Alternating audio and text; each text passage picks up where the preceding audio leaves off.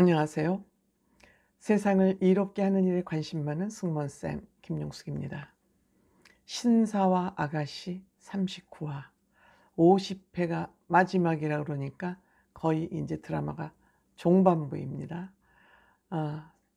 39화 5일날 베이징 올림픽 중계 관계로 하루 결방을 하고 일요일날 39화가 방송이 됐습니다. 시청률 살짝 떨어졌습니다. 30% 이하로 내려간 것 같습니다. 이 39화에서는 사랑은 늘 도망가가 두 번 아주 잔잔하고 진하게 울려 퍼졌습니다. 결정적인 순간에 임영웅 씨의 OST 사랑은 늘 도망가가 두 번 배경음악으로 깔렸습니다. 임영웅 씨의 이 배경음악이 깔릴 때마다 역시 분위기, 그 장면의 분위기가 최고로 극대화됩니다. 극적 효과가 최고치가 됩니다. 그래서 사랑의 신사와 아가씨 39화에 대한 얘기를 좀 여러분들과 공유해 보도록 하겠습니다. 시청하시기 전에 빨간 구독 버튼, 좋아요, 알림 버튼 설정해 주시면 감사하겠습니다. 고맙습니다. 신사와 아가씨 참 재밌게 보고 있습니다. 어쨌든 드라마 구성이 아주 단단하게 구성이 되어 있습니다. 물론 임영웅 씨 때문에 보기 시작해서 그냥 드라마에 쭉쭉 지금 빠져들고 있습니다. 안 보면 큰일 날 것 같은 생각이 들기도 하고 더군다나 그렇습니다. 39화에서는 이 회장과 박 선생 두 사람의 이별과 그 아픔의 그 씬이 그냥 전반적인 분위기를 끌어가는 그런 회차였습니다. 그래서 임영웅 씨의 사랑은 늘 도망가는 이 회장하고 박 선생하고 헤어지기로 마음을 먹고 나서 이 회장이 그 박 선생하고 사랑을 싹 틔웠던 그런 회상씬, 나뭇가지에 손수건을 걸고 하는 그 회상씬의 배경음악으로 쫙 깔려 나갔습니다. 그 다음에 이제 미국을 가기로 결정을 했죠. 아버지가 하도 반대를 하고 3년 동안 미국 가서 있으면서 이 회장에 대한 마음이 변하지 않으면 그때는 아버지가 결혼을 허락하겠다.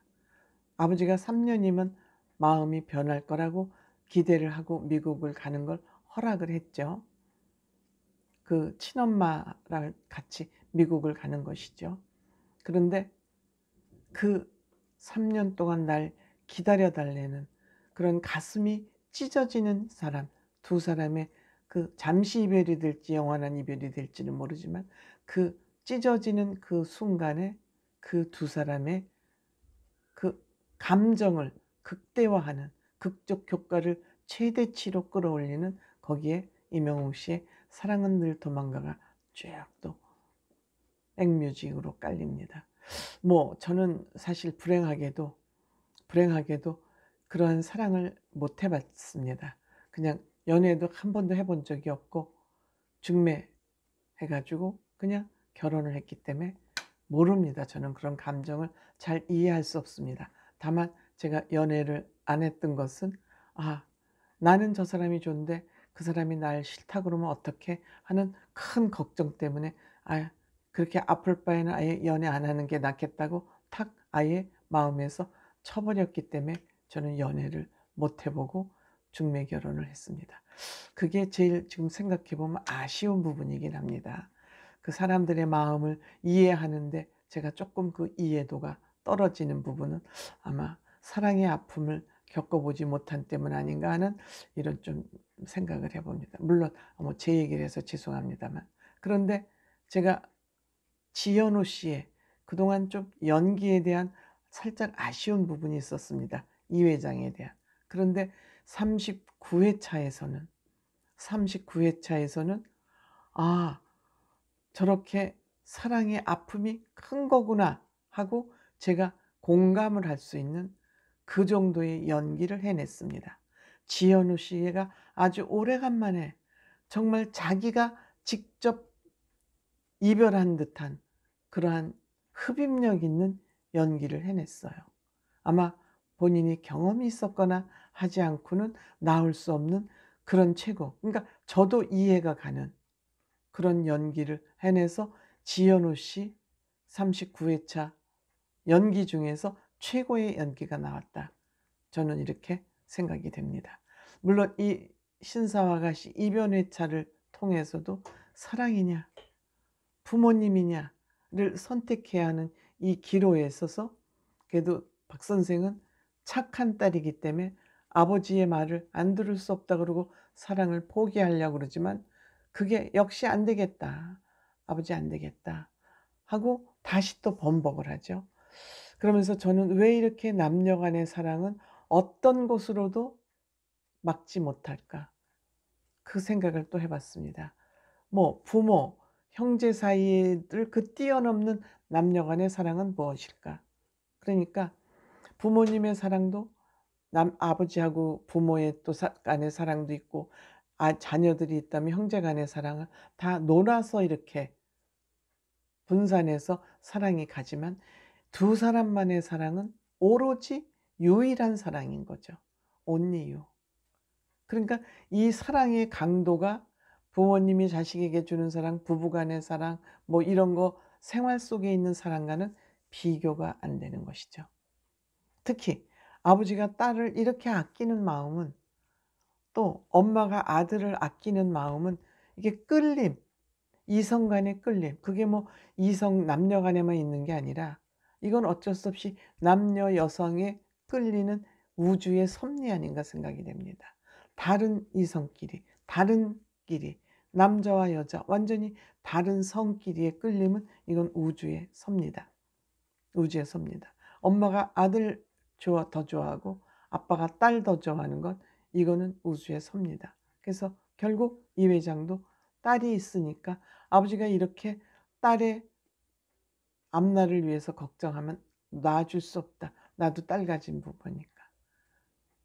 그래서 이와 같이 어떻게 보면 사람의 심리를 잘 이끌어내는 드라마다. 오죽하면 딸을 잊어달라고 이 회장 앞에서 무릎 꿇는 그 아버지 모습을 보면서 이 회장도 결심을 하지 않습니까?